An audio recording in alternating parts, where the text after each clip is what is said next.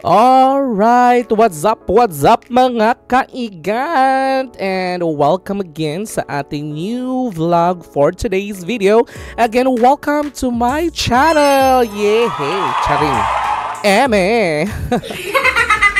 Ayun na nga, for today's video is ano pa rin to, karugtong pa rin to doon sa Grinders Ferry na vlog ko kasi ito ay papunta doon. Ito yung way papunta doon. Tapos yun, pauwi na ako. So I decided na mag-drop by dito kasi I like the view, I like the area, I like the vibes. Charing!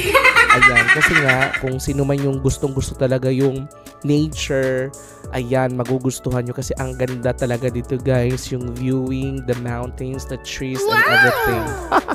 Diba? Totoo din naman. So yun nga, ang sarap lang sa mata pag makakita ka ng ganitong lugar na alam mong makaka-relax talaga sa utak mo. Ganon.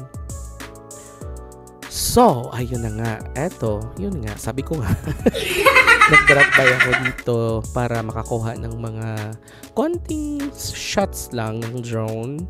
And papakita ko rin sa inyo kung gaano kaganda tong place na to dito. Gaano siya ka-relaxing. And as you can see, may mga tawag dyan, yung mga maliliit na waiting shed. Kung sa pa sa Pinas. Na pwede kang magstay dyan to relax. And then the other side din dyan guys. Meron ding cafe actually. Yun. Dito nga sa ibang bansa, I think not all na pag ganitong lugar, 'di ba, wala dapat mga businesses, pero dito pag ganitong lugar meron, hindi pwedeng wala. Ganon siya dito, guys, kasi may mga tao talaga nag-stop by and then baka gustong kumain or uminom. So, yan. O, 'di ba? Kita niyo gaano kaganda. Ang ganda talaga, guys. Lalo na para madaming puno. Kung ewan ko lang, lalo na pag in person, ang ganda-ganda. Wala kang masabi talaga sa place, lalo na ang tawag nito, ang weather is ang ganda din kasi mainit at hindi siya talagang mainit na mainit. Ano daw? Basta yun na yun kasi summer na dito. So ayan, ang ganda lang talaga. At saka may konti lang yung bahay dyan guys. Ewan ko ba dito sa Amerika. Ewan ko lang sa ibang state ha.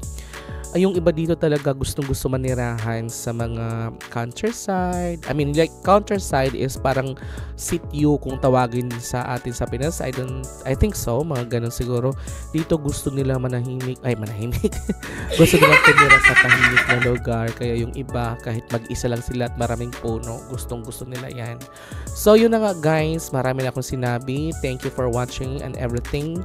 Maraming salamat sa pagsuporta sa aking mga ka-etchos na mga vlog Eme Rot. Thank you so much guys. This is Dave and Star. Thank you for watching. Ew.